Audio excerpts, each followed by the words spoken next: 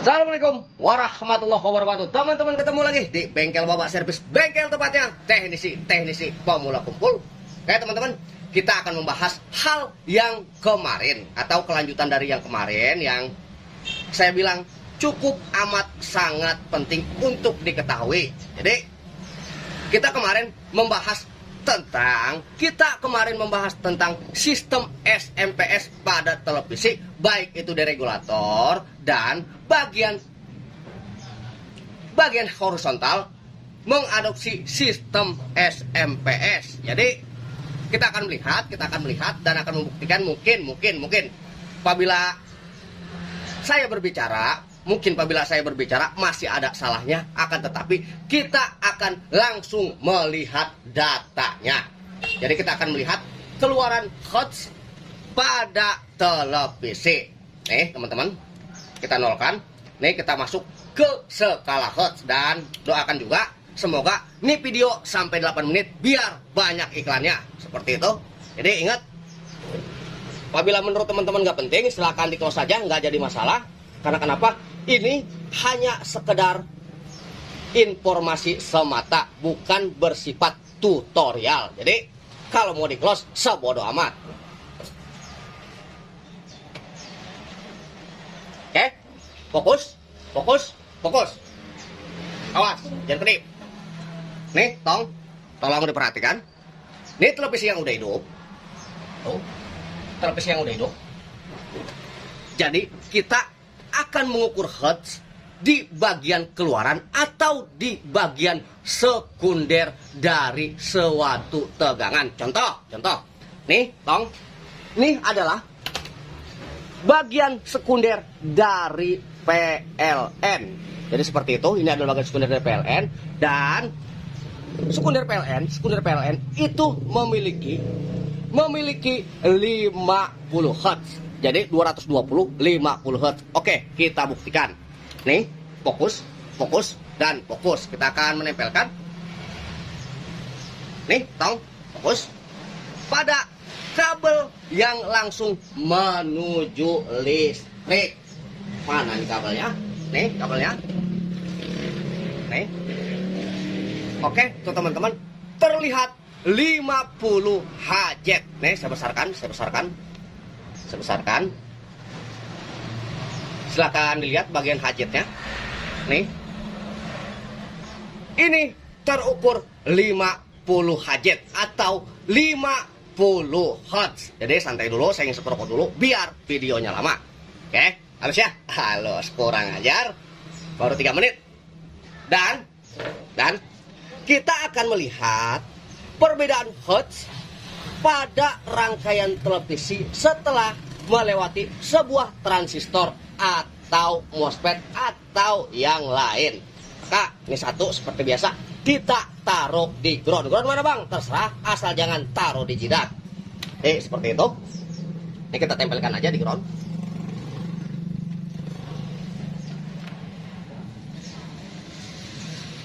Jadi jika kita mengukur hertz, kita mengukur pada rangkaian sekundernya. Jadi ini kan primer, maka ini rangkaian sekunder. Jadi sama seperti kita mengukur hertz pada ini adalah rangkaian sekunder dari PLN. Jadi kita akan mengukur hertznya nih.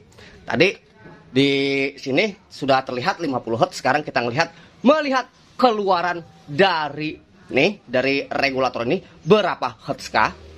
Kita lihat tuh teman-teman, nih di sini di keluaran dan terukur. Silakan dilihat. Tuh teman-teman, 60 kHz. Maka apabila 60 kHz, 1 kHz, nggak kelihatan, ntar saya kecilin lagi. Cat, 1 kHz adalah 1000 Hz. Maka kalau misalnya 60 kHz, maka itu 60.000 Hz. Seperti itu. Jadi ini saya berbicara berdasarkan data, bukan berbicara berdasarkan karangan atau bohong-bohongan. Kalaupun ini tidak terukur akurat, maka ini multitesternya yang kurang ajar. Yang jelas memang seperti itu, dan kita akan melihat keluaran bagian sekunder pada playback. Berapa hertz kah? Nih, kita lihat. Ntar, saya salah malah di bagian B+. Saya salah menyolokkan. Nih enaknya kalau multitester mahal, maaf, bukan mahal. Kalau multitester yang layak, maaf saya salah sebut.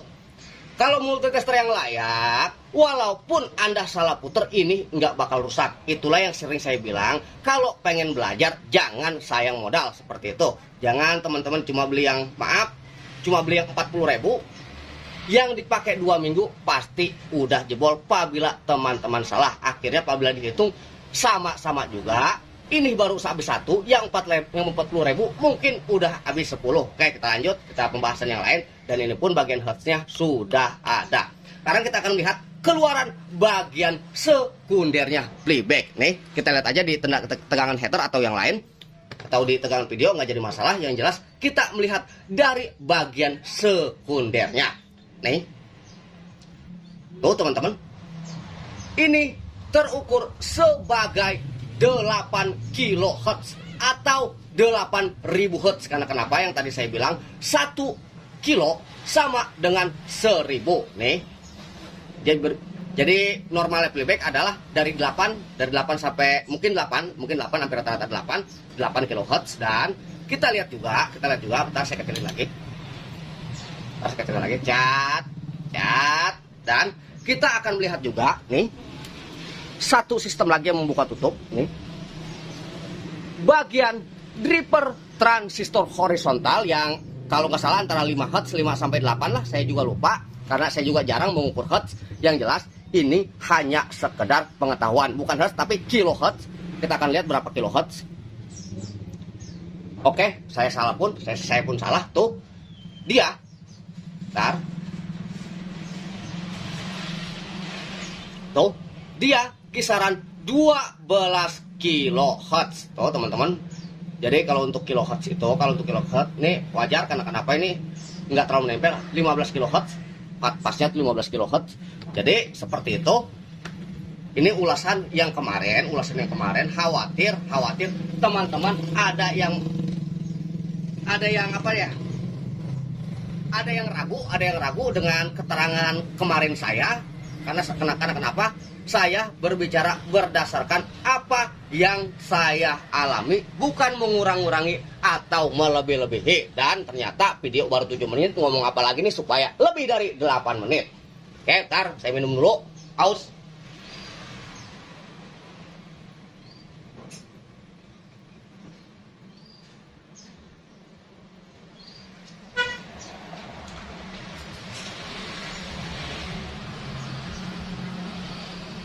Oke teman-teman, karena ditinggal minum udah 8 menit, jadi saya close aja. Yang penting iklan banyak.